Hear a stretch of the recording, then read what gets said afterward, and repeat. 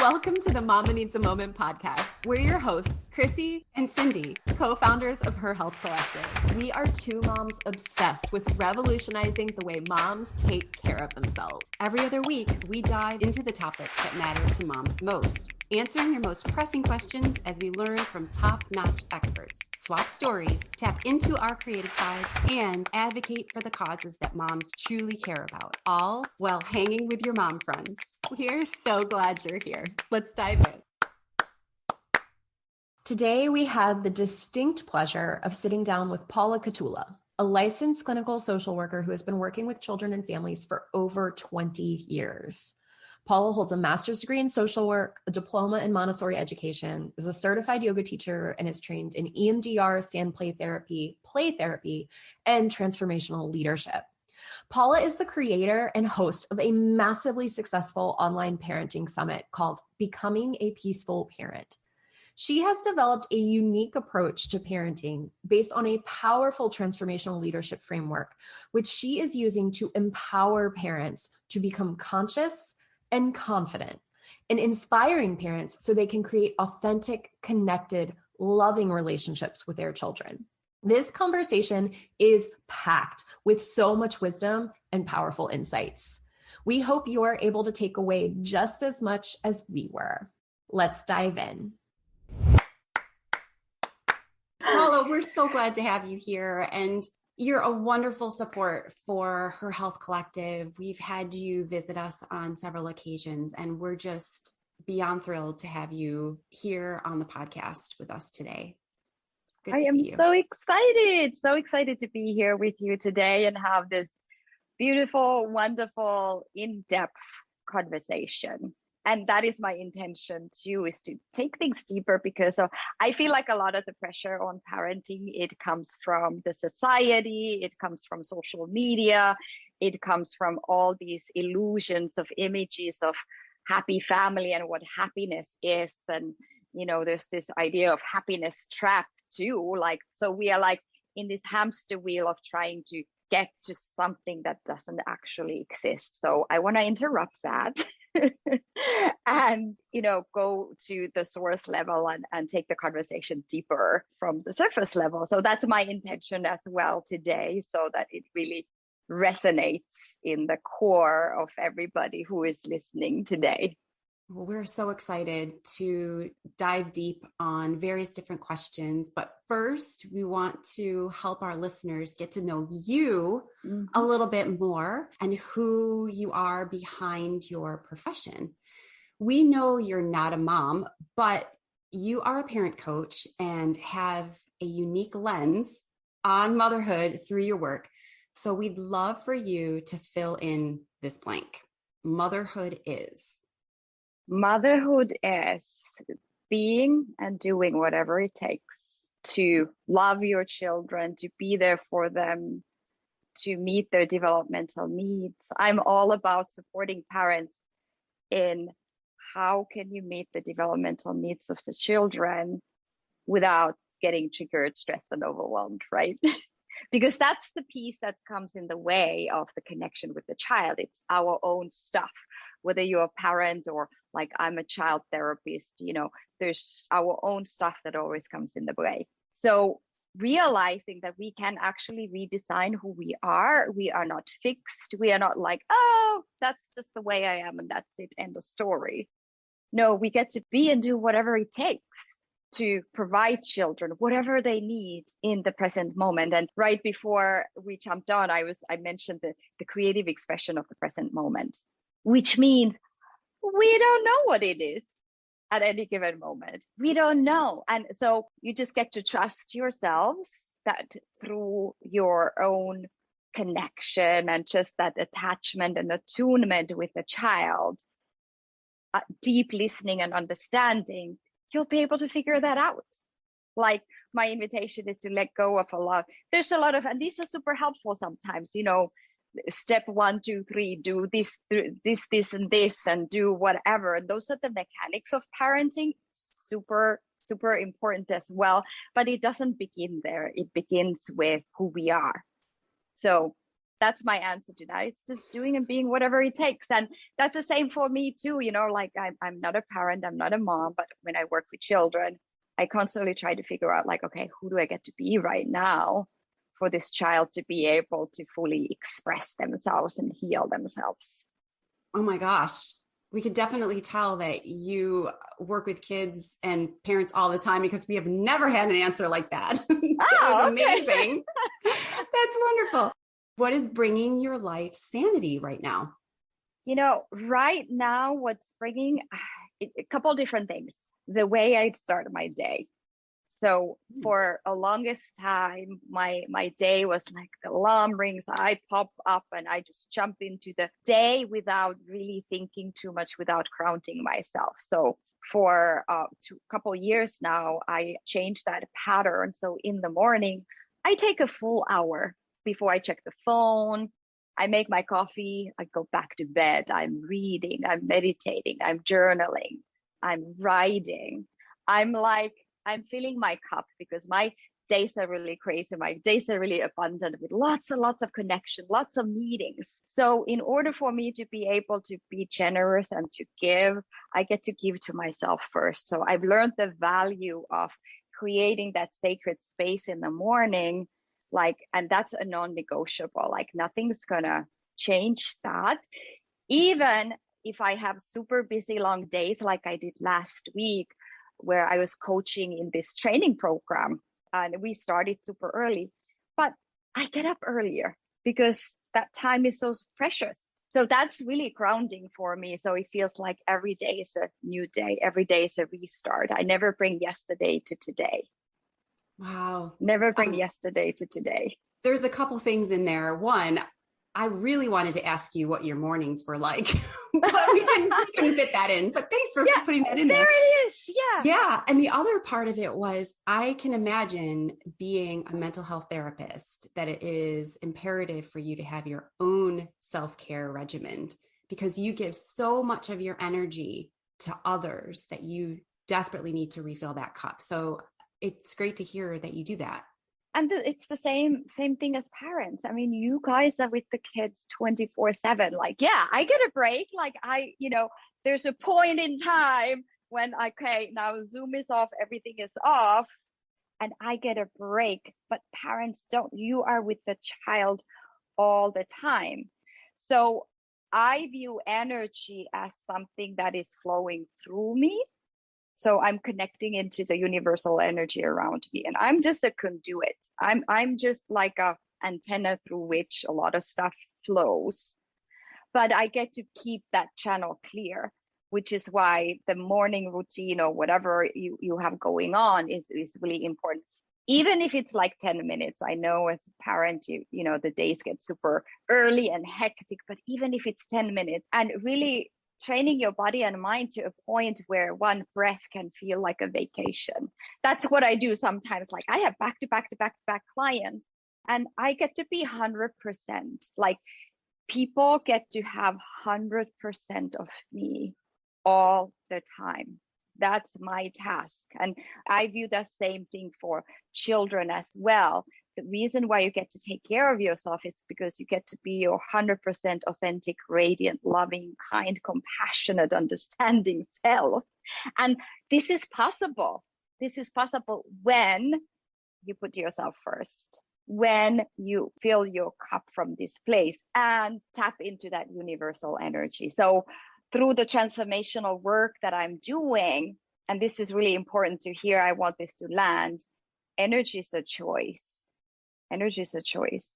Everything is a choice. So my old self, like I had this story like, I need a lot of sleep. And if I don't get my sleep, my day is ruined. I'm cranky, I'm irritable, I'm tired. Like it's just, the day feels like, I'm climbing a mountain. I'm like, and I just decided, you know what? That is not a way to live. I don't want to live every single day of my life feeling like I'm climbing the Mount Everest, right? True. So I decided that energy is a choice.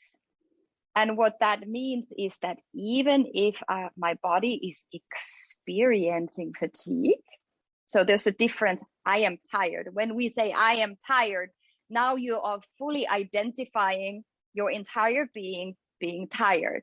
When we do that, we have an experience of being tired. If I say, I am experiencing my body being tired, however, I choose to commit today to be joyful, to be connected, to be loving. Now that's a different story. So my body can experience fatigue and being tired and sleepy, whatever. However, my mental, emotional state is one of connection and joy and abundance. And I've been practicing that for a long time now, and it works. It's like changed my life when I started doing that. And I want to also for the listeners to hear like, wow, what is possible as a parent to live from that place? And that doesn't negate that things are hard. And it's really, especially parents of young children and babies who are up all night. And still, my invitation is to live in the possibility that you can choose. It always comes down to the choice of creating presence or connection or whatever it is that you want to create. But if we believe the story like, well, I'm tired and therefore I'm cranky or I'm irritable, that's exactly what we create then. Can't wait to hear more as we go through our questions with you. I'm sure you're going to teach us a lot more, and I'm excited about that. What do you look for in a friend? As I'm sitting here, I'm like, I think she'd be a great friend. What do you look for in a friend?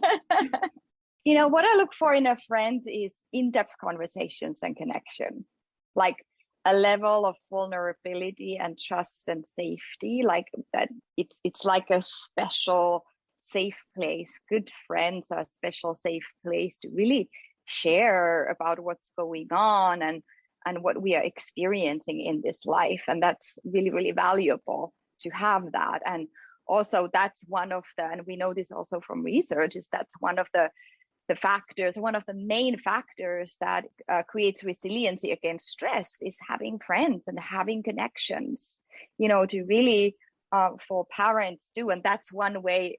Another way that I fill my cup is having some social contact and having these in-depth conversations and connections with my friends. And same thing for parents. And it's like, hear me out, put yourself first. Put yourself first, because becoming a martyr and sacrificing yourself in the process of raising children doesn't work. Absolutely. Yeah, you hearing me? It's exhausting. Yes.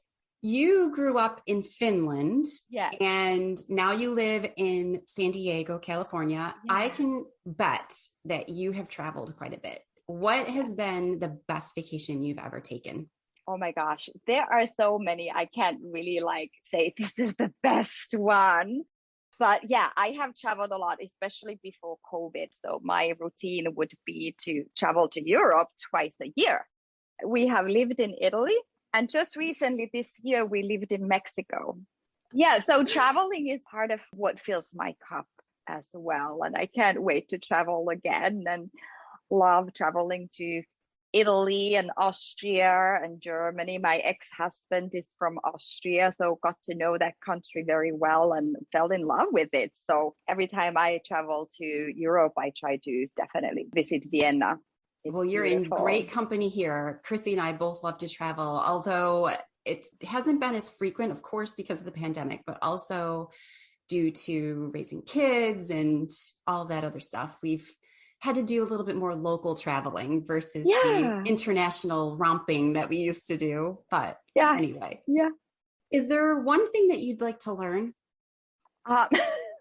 It's so I think funny. I stumped her for a second.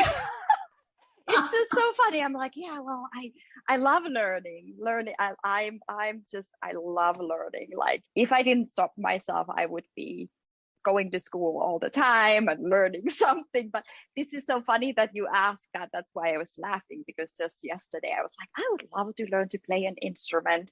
I'm watching this series on PBS on the brain because I love neuroscience. I love to learn about the brain. And it was just talking about how when you learn to play an instrument, how it really lights up your brain and it's really activates the brain. And so for kids, it's absolutely amazing. If you can get them into learning some kind of instrument, it really helps them with their reading, it helps them with their math, it helps them with their memory. It's just like the brain is just like a beautiful symphony happening in the brain in terms of the connections that are created when a person plays an instrument. So that was my latest thing yesterday. It's like, I'd love to learn to play an instrument. Do you know if singing does the same thing? Like you're not actually playing an instrument, but you're using your voice as your instrument? That's a good question. I bet it's positive. I think so. But I think there's also something with the motor movement. So when you play an instrument, your hands or your body is involved, which creates an additional layer of activity and connection in the brain. I got ya. Okay. Yeah. Cindy, do you sing? Well, I mean, in my shower and like around the house and stuff, but I don't just, but my kids sing quite a bit, and I've been encouraging them to perhaps get singing lessons and everything. And they're like, no. And I'm like, but really, let's do some singing lessons. Yeah. And kids, aren't they so unrestricted? They just like break out into a song.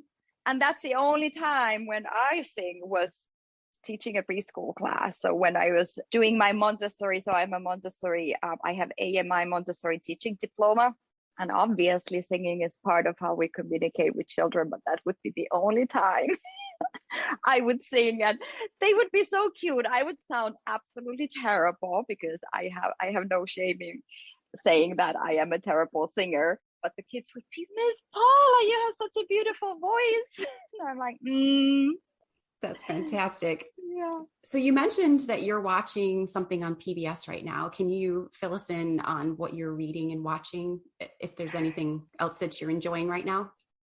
Typically, I'm reading a couple different books all at the same time.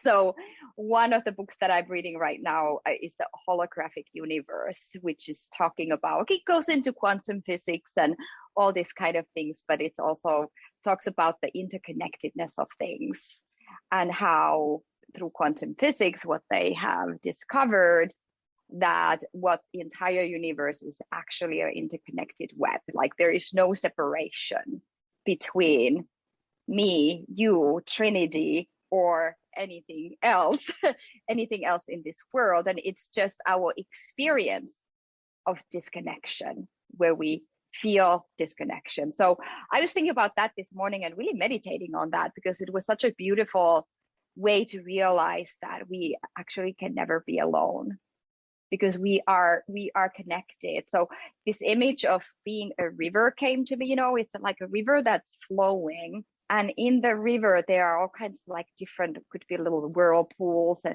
different parts of the river that are very unique. So those are just like the little whirlpools and little things that are happening in the river are the unique manifestation of who each of us are. But however, we also belong to the river all at the same time. So we are all connected, and we are individual all at the same time. Oh my gosh, that's fascinating. Yeah. Well, thank you so much for telling us a little bit about you. I do have a question about how you picture retirement, but I'm going to say probably traveling, right? Yes. Yeah. So my retirement, traveling, definitely living somewhere. I don't even know where. I'll get to figure it out, somewhere exotic and nice and warm, and probably reading a lot, doing some writing.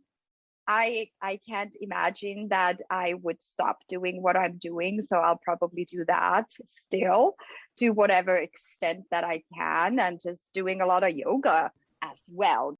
So yeah, just kind of doing what I'm doing, but having more time to really focus on some like the creative parts. Yeah, definitely writing. I love writing. I write a lot of stories, and there's a book somewhere there happening. We'll be first in line for that, for sure. Okay, great.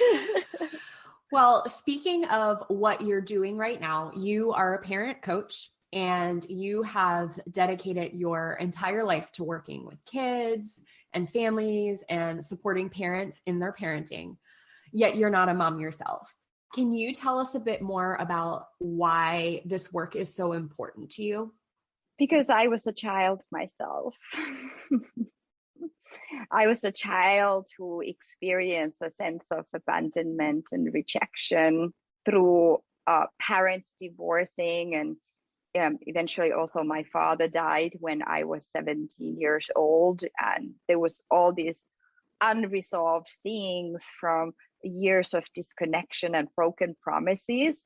So I grew up with an experience of my childhood was that I'm not important, I don't matter, I'm unworthy, nobody tells me what's going on.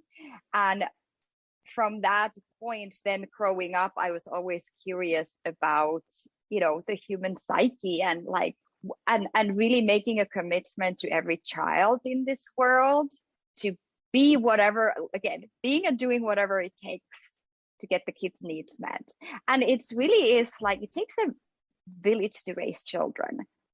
So I am part of that village. Like, yeah, I'm not a parent myself, biologically, but emotionally and psychologically, I'm a parent to each and every child that I work with. I'm a parent to each and every parent that I work with, because a lot of parent coaching and therapy is reparenting, and parents really parenting their own inner child through that process. Biologically, we are really wired to grow up in intergenerational communities.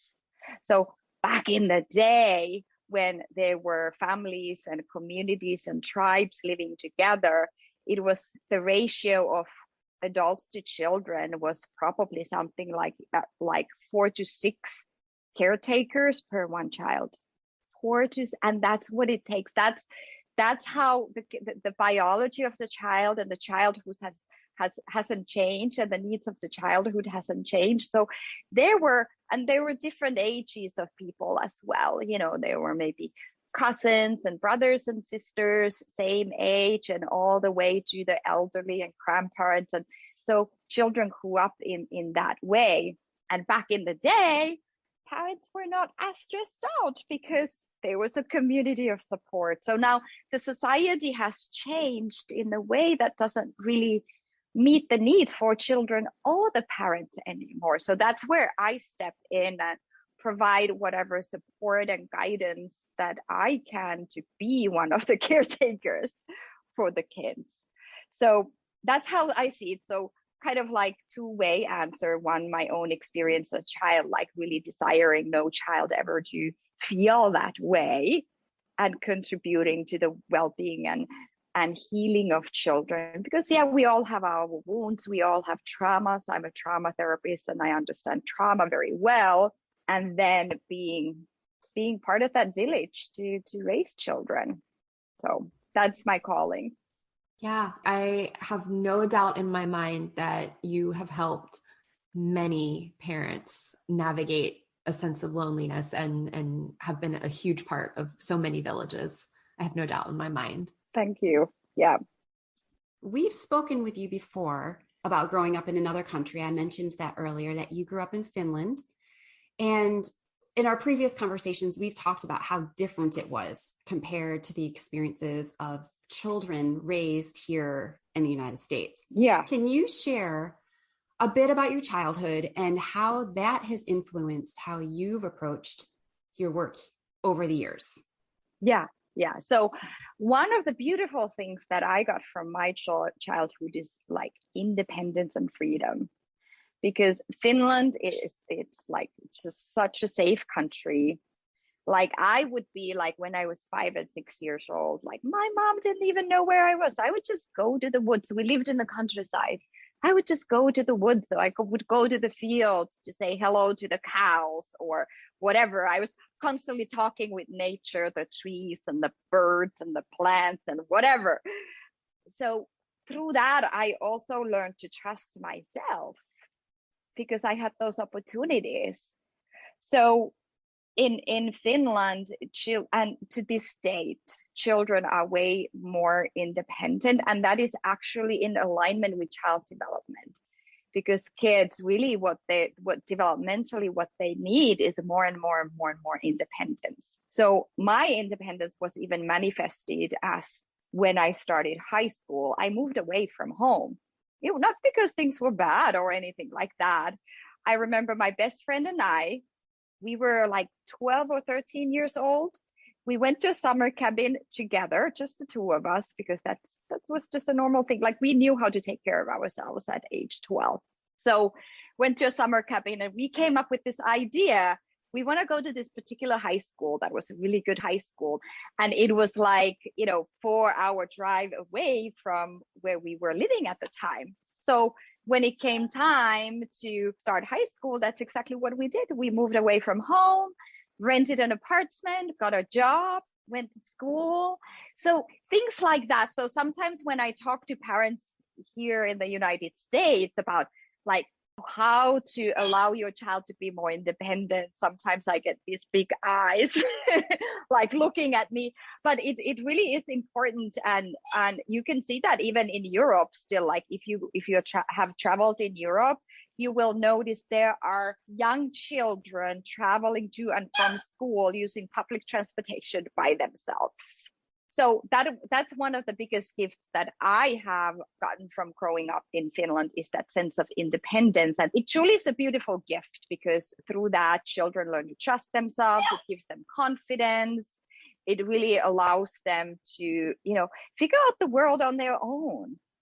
That's what it's about, discovering the world, learning to navigate the world and figuring out for themselves versus having somebody to figure it out for them.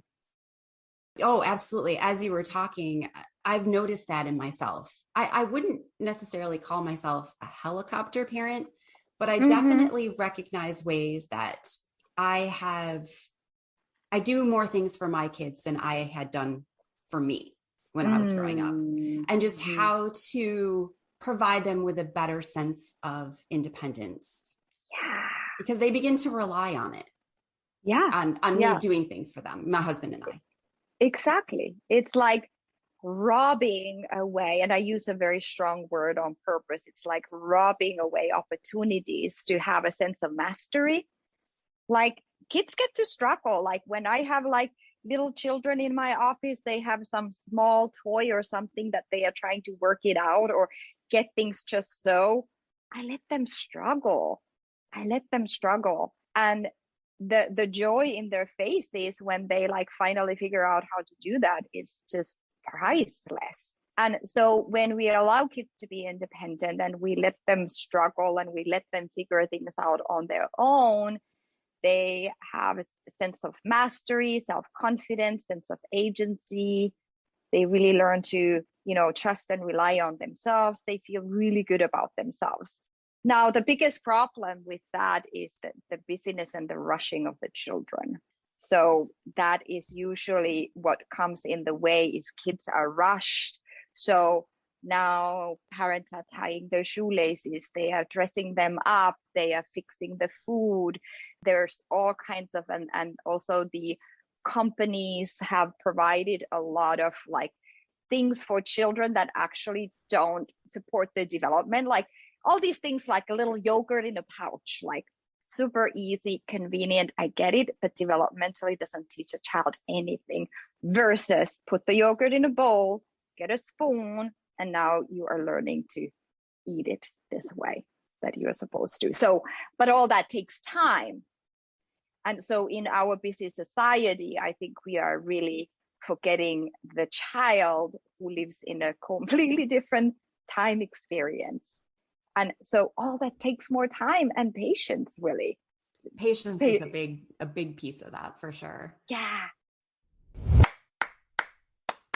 This episode is sponsored by Behind the Behaviors, a 10-week online course designed to redefine what differences really mean. Dr. Joni Johnson helps participants navigate through the misconceptions of ADHD, autism, learning disabilities, mood disorders, and other behavioral problems. Dr. Joni walks you from a place of fear to acceptance, providing an overview of challenging behaviors, teaching you ways to embrace the superpowers of invisible disabilities, exploring why autism in girls is often missed, understanding the different interventions and medications that are available, exploring effective communication techniques, discussing the new normal of parenting children with special needs, and talking about what to do if you, the adult, are the one with ADHD or autism, and covering strategies and techniques for managing those challenging behaviors. Behind the Behaviors is designed for anyone interested in learning more about autism and ADHD, and is based on the extensive feedback Dr. Joni has received from the countless workshops she has led on these topics. Past course participants include doctors, teachers, and parents. We are excited to offer listeners of Mama Needs a Moment a very generous 50% discount on Dr. Joni's Behind the Behaviors online course. Using the link provided in our show notes, enter the code at checkout, Her Health Collective. I just recently, a few months ago, finished reading No Such Thing as Bad Weather, and I thought of you. I remembered this conversation that we had before about your childhood and how you were raised. And it was such an eye-opening book. There was so much I wanted to implement, but then there's so much that I feel living where we live and just the way our society is structured that you're kind of hampered in doing. But it is a beautiful concept, and it is eye-opening, at least to just read it. I definitely recommend reading that book. It's a great book. You have been working with families and children for over 20 years. You have a lot of experience. Throughout this time period, you have accumulated a long list of practice areas, and you've already mentioned some of them. You do treatment of anxiety disorders, depression, grief and loss, trauma, as you mentioned, addictions, problematic behaviors in children, screen time, which I know you're very passionate about. We've had the opportunity to speak with you on that before. Transformational parenting, which we'll be talking about a bit more later. Over the years, as you've been working with clients, your specialties have most likely changed. What do you consider your heart these days, your area of specialty at this point in your life? And what has sort of caused that shift for you? Yeah, lately, so going on maybe 2 years now, ever since I stepped into the world of transformational leadership, that's when a lot of light bulbs started to come on. And it was like connecting a lot of dots from everything that I have been doing and learning, and also experientially in my office and in my work with children. It just, everything kind of came together in that moment of going through the transformational leadership programs myself, is realizing the missing piece, because I was like, what's the missing piece here for parents? Like, what more can I do? What more can I teach? How more can I support parents in really connecting with their children, creating exceptional relationships and things like that? And so when I went through the leadership program, I realized like, it's really the leadership. It's really, and it's transformational leadership, because transformational leadership is all about like becoming influential, becoming empowering, becoming inspiring, like being inspiring, being empowering versus controlling, and coming from a place of creating a relationship and connection. And then with kids, it's all about how do we enroll them into doing their homework? How do we enroll them into brushing their teeth? How do we enroll them, teenagers? How do we enroll them to follow rules? So that's what leadership is about, is the ability to evoke a desire in another person to also do something in a particular way for them to also contribute to society and follow by the rules and things like that. So that has been my latest passion, is exactly that, transformational leadership. And so I've gone through 2 different programs as a student myself, and then now I've started to also mentor and coach, be a coach, a transformational coach myself, and going through a program right now with beautiful 142 students who are going through this experience. So that's what I'm bringing right now to the world of parenting, is leadership, because that is what I believe what it takes to transform the life experience from being in a survival mode into thriving. I think that is so incredibly powerful, because I don't think that's often a way you look at parenting. But if you think about it, parenting is the most intense leadership role you'll likely ever have. Absolutely. Yes. And I think that if you have that mindset shift and you start to think of it as a leadership role, it does shift you out of this survival mode. It is a more powerful position to and not that, you're pushing and pulling, but like you come at it from a place of power and confidence. I think that that's a really, really amazing mindset shift to explore. I love that. Absolutely. And part of the reason why I kind of realized this too is because I talk to a lot of parents. So one of the main themes that's coming up is feeling powerless, just feeling utterly, completely powerless.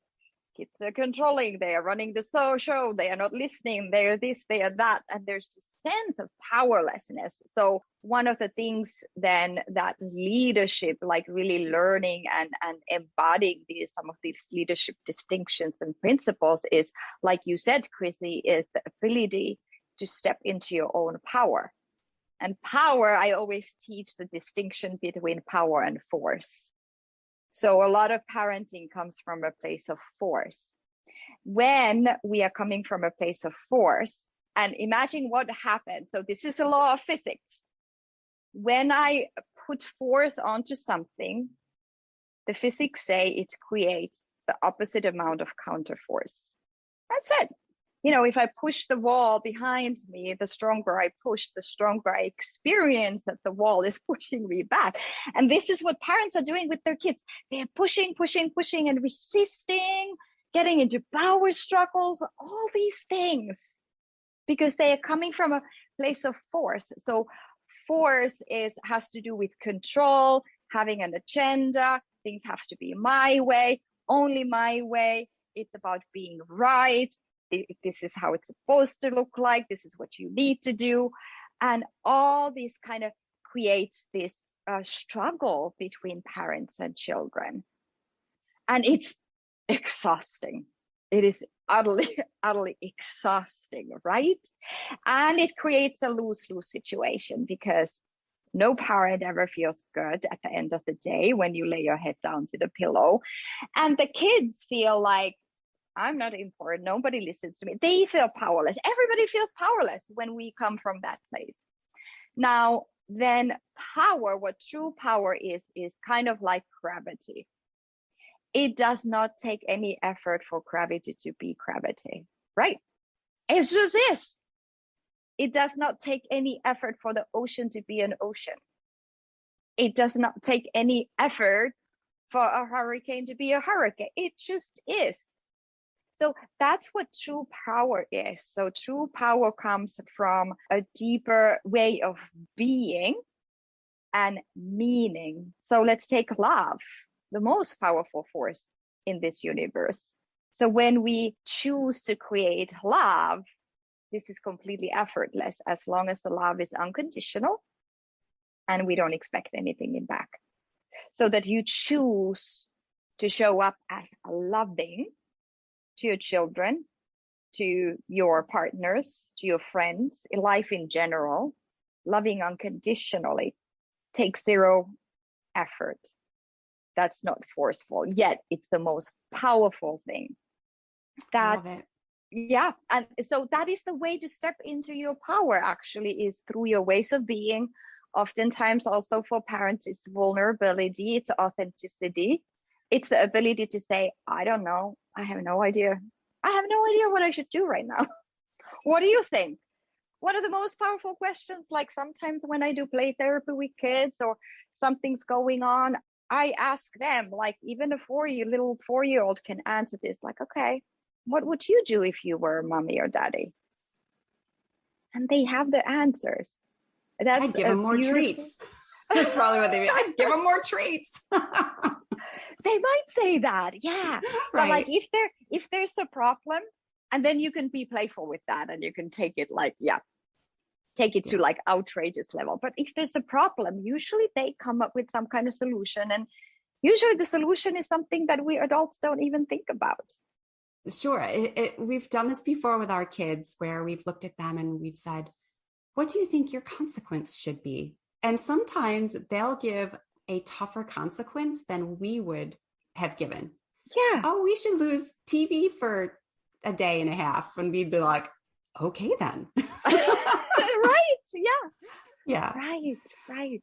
Well, in your clinical practice, you use some of the traditional therapy methods, which are things like cognitive behavioral therapy, EMDR therapy. You mentioned play therapy, and you also use other different modern treatment modalities.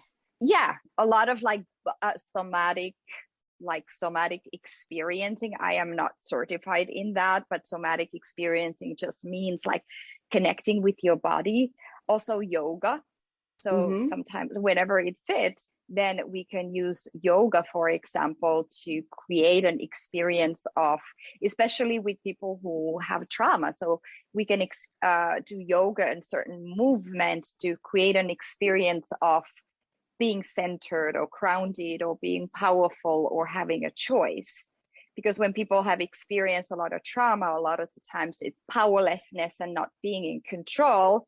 But when we realize like, hey, I can move my neck to the right and I can decide how far I move my neck, and now I become aware of that, or maybe I move it to the left or up and down, then that is actually creating an experience of choice and being in control through moving the body. So what's so interesting, Paula, is that you're known to weave in a variety of different ways to connect with the unconscious, like through yoga. Yeah. And it's ways to connect with the wisdom of the body and the psyche by using various different techniques, such as some people say Jung, some people say Union from Carl Jung, Sandplay Therapy. You use art and music, body work. You mentioned the somatic experience. You also do stuff in dream analysis, symbolic interpretation, fairy tales and myths, which I thought was amazing, guided imagery, meditation. Can you share more where you got the idea to think creatively with your treatment methods and how you use these various different unconventional approaches in your practice and how you interweave them into the various different other treatment modalities we talked about previously? Right. Yeah. Again, it goes to the principle of whatever it takes. So all this is coming really from my personal journey and my personal curiosity, my desire to learn. So I've studied Carl Jung for years, and I just found the unconscious so fascinating. I analyze my own dreams. I try to always connect with, because we have to, like 95% of our awareness is unconscious. We are only, so whatever we think we know is only 5% of what actually exists. So that is why symbolic work like symbolism or dreams, and even with children, like, when was this? Oh yeah. It was a couple of weeks ago. One of my clients, just was talking about the dream, like this is a child, and she had like this big old rat in her dream. So now we are like, let's look up, what does rat mean? Like, what is the symbolic meaning of a rat? So it's interweaving all that into my work, and for me it comes very intuitively. There's no formula to it. It's just like I just feel it. Okay, now we get to do this.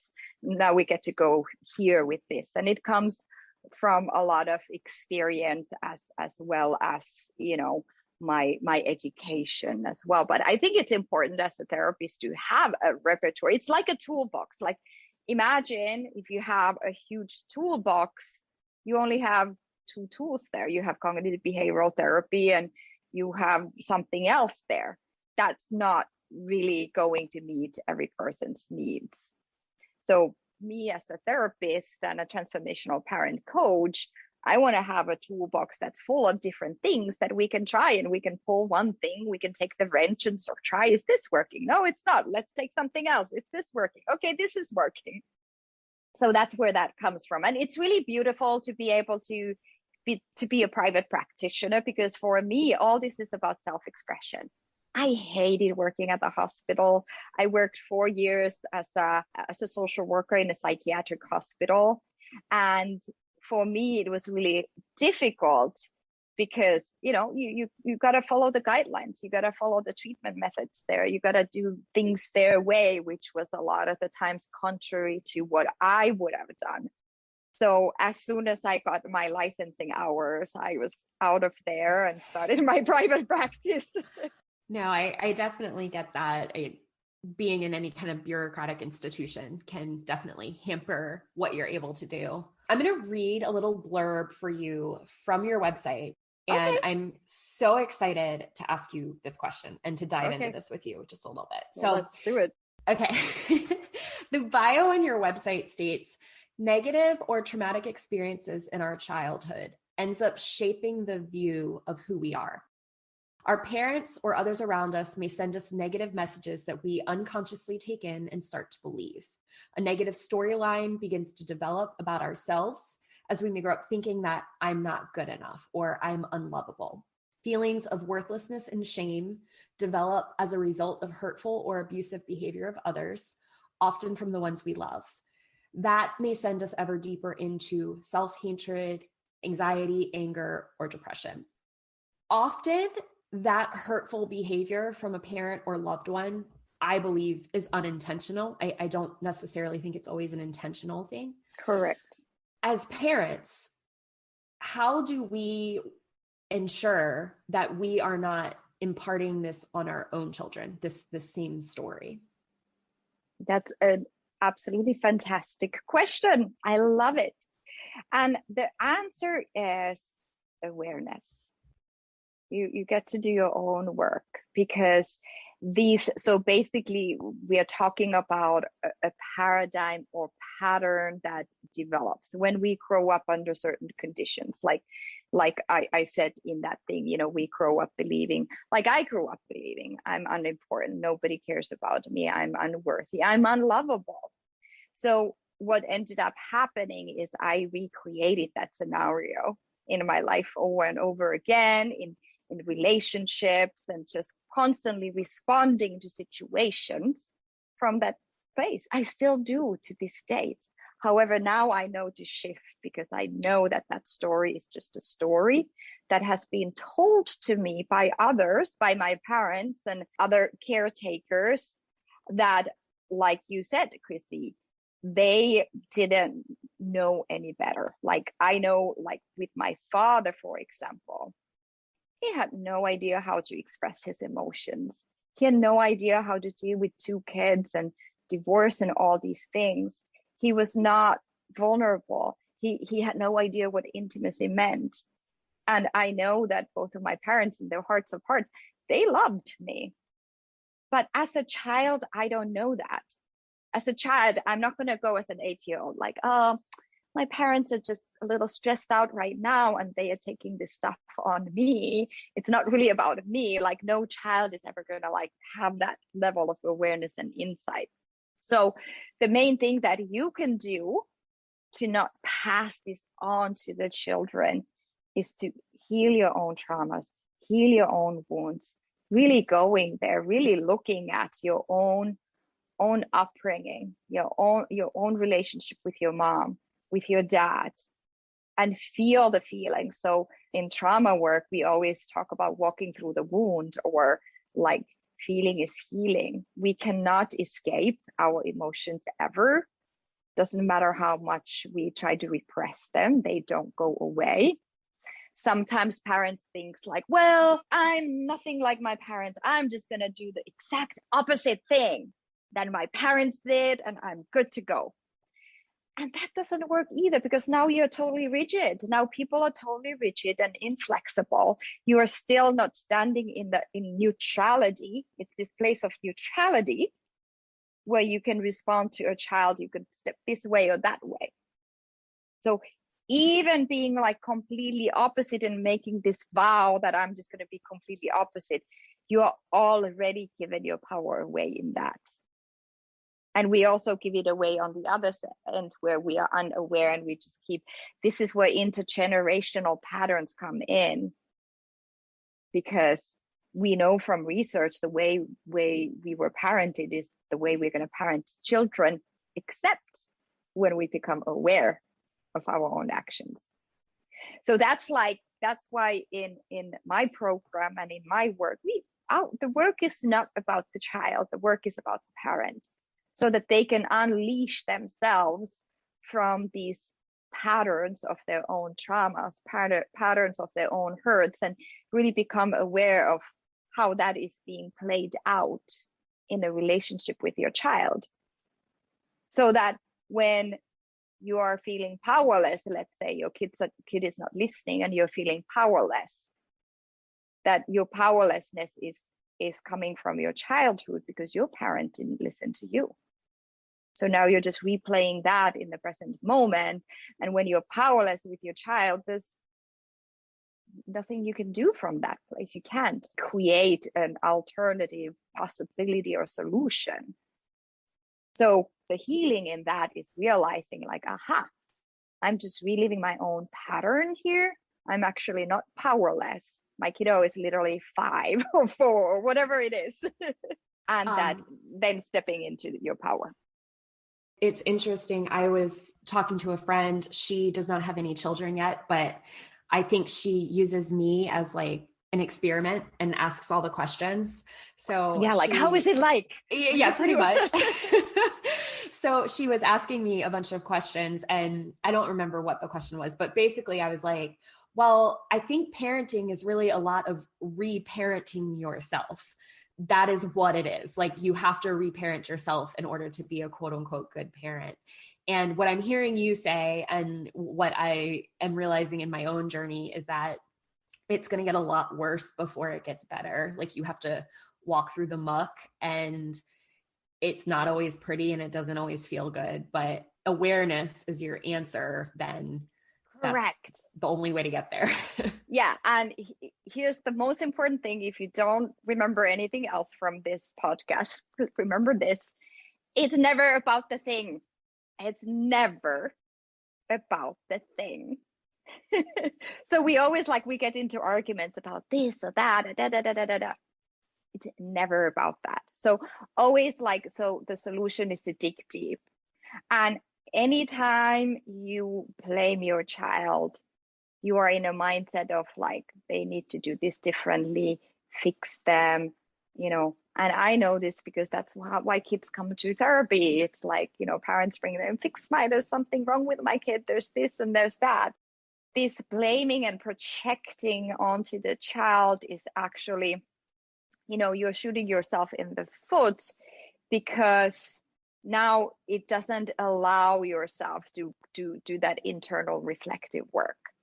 So the first question is always what's coming up for me? What am I experiencing here? So being triggered, so to speak, okay, where is that coming from? What am I feeling? When did I feel this as a child? What is this plugged into in the past for me? And that's how you raise that awareness. And then when you do that work, then you can make a choice versus just react. Because when it's just trigger, reaction, and there on we go, really exhausting and a negative experience for everybody. But if you go trigger happens aha, your buttons are your buttons. We all have buttons. So we get to own our buttons. We get to embrace our buttons. We get to realize that the buttons are there to actually teach us something about who we are and how we are, what happened to us as a child. So the thing is never about the thing. It's always about our own traumas and life experiences. And that's how we heal. That's how we heal through that. And now we can actually, the beautiful thing is suddenly you see that your child as your child actually is, versus through the lens of your own experience. Now they can have their freedom, and you can have your freedom too. Paula, you've developed a 6-month transformational parenting program. We briefly mentioned it earlier. And you also offer one-on-one coaching based on your 20 years of experience working with children and families. You mentioned on your website, I believe is where this was mentioned, that the 3 months in the transformational leadership program that you took equaled 10 years of therapy. Will you please tell us more about the transformational leadership program and why you believe it was a life changer for you?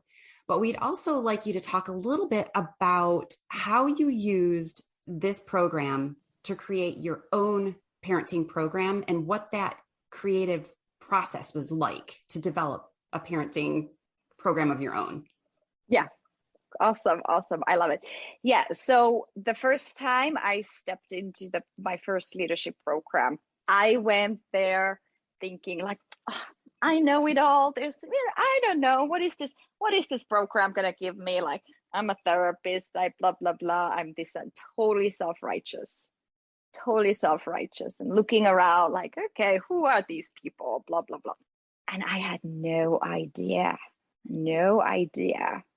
of the level of disconnection in my life, fear of intimacy, because I was just in my own story. I was living in my own story.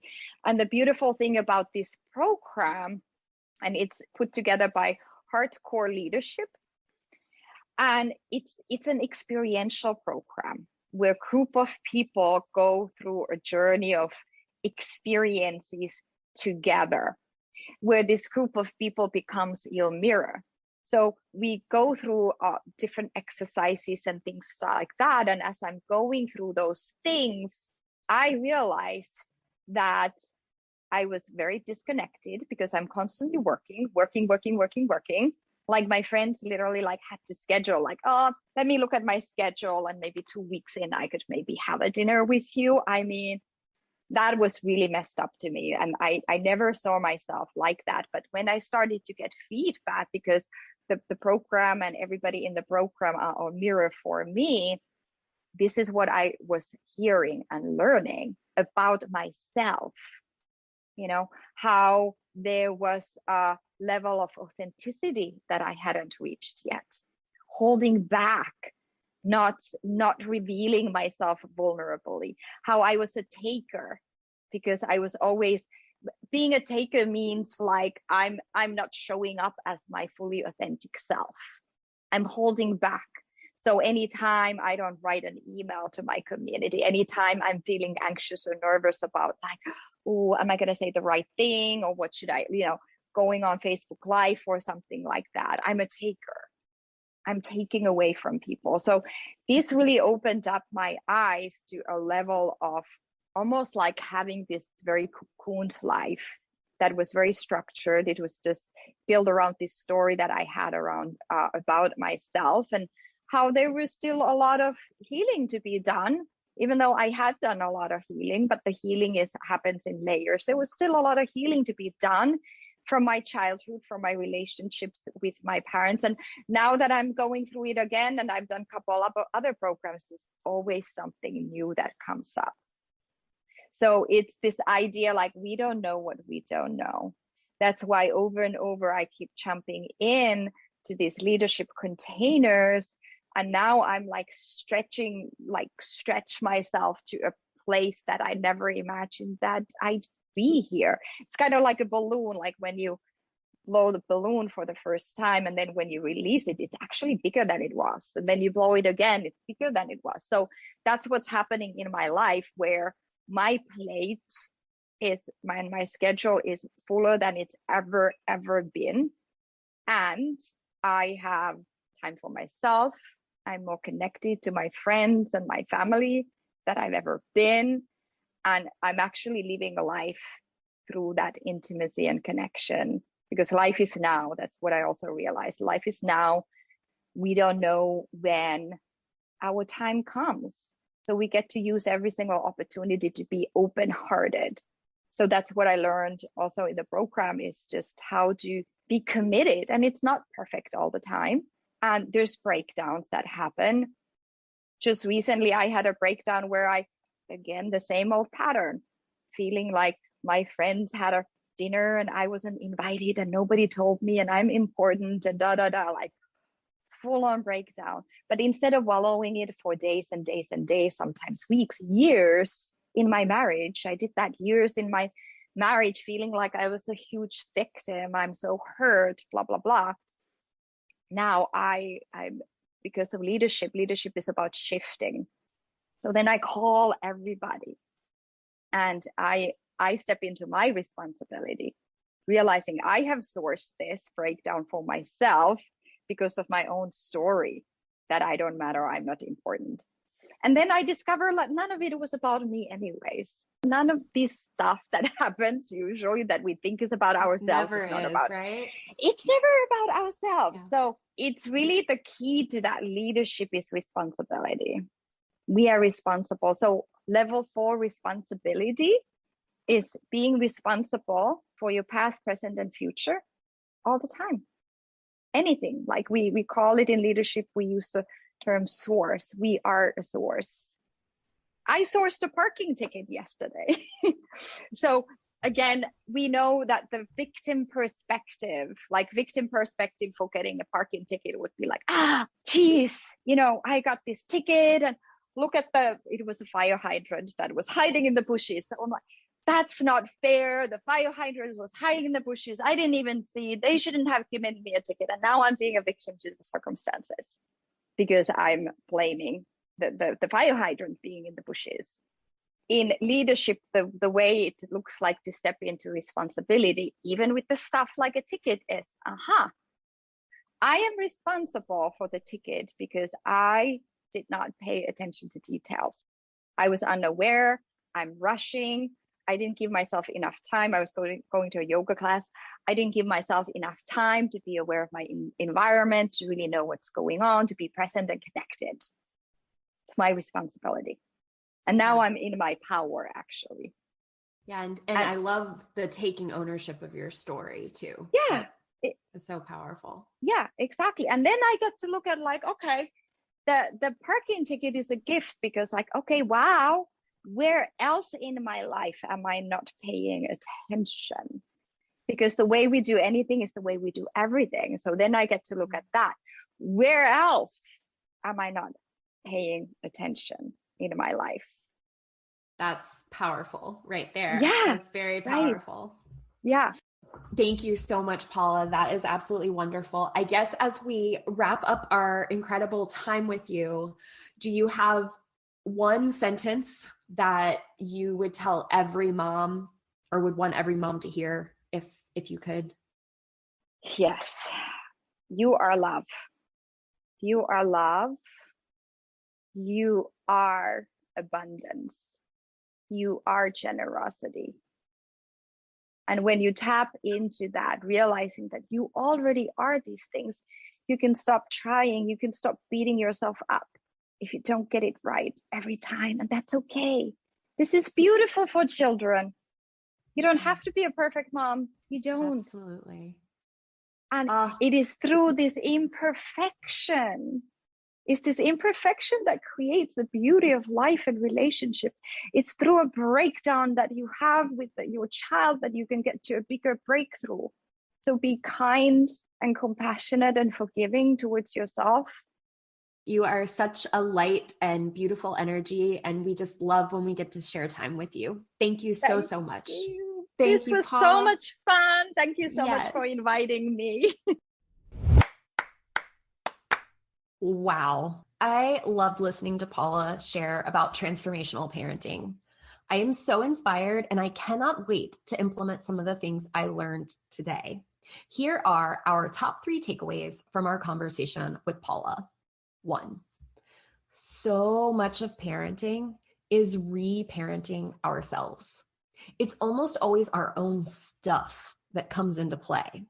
Paula said she often asks this question. Okay, who do I get to be right now for this child to be able to fully express themselves and heal themselves? And the answer is awareness. We all grow up hearing certain messages and have ingrained less than helpful beliefs that will negatively impact us as adults. Most of our parents did not have ill intentions toward us, their children. They wanted to be a good parent, and they wanted for us, their child, to know that we were loved.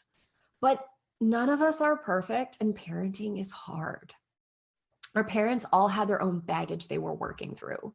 In that process, and especially if they didn't take the time to work through any of their stuff, they likely laid some of that stuff at our door. But it is through awareness that we are able to stop the pattern from repeating itself with our own children. The goal is always to see your child as they actually are, not through the lens of your own experience. 2, I loved Paula's discussion on stepping into parenting from a leadership role. So much of parenting comes from a place of force. As the law of physics says, when I apply force on something, it will return an equal amount of counterforce back. The same applies with our children. Force has to do with control, having an agenda, having things be my own way, perfectionism, being right. All of those create a constant struggle between parent and child.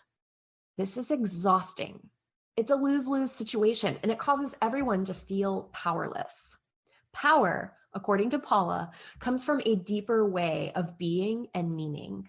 It is effortless, like gravity or a hurricane. Love is the most powerful force of all. So when we choose to create love, true, unconditional love, it is completely effortless. When you choose to show up with complete love in your heart towards your children, your partner, your friends, life in general, that is the best way to step into your power. It is through love, vulnerability, and authenticity. In parenting, it's often the ability to look at our child and say, I don't know. I have no idea. I have no idea what I should do right now. What do you think? 3, giving our kids the chance to struggle in order to master tasks is essential. And yet it seems to be harder and harder to do as our generation of parents is constantly on the move, jumping from one activity to another. Letting our kids do things for themselves certainly takes way more time and requires a lot of patience on the part of the parent.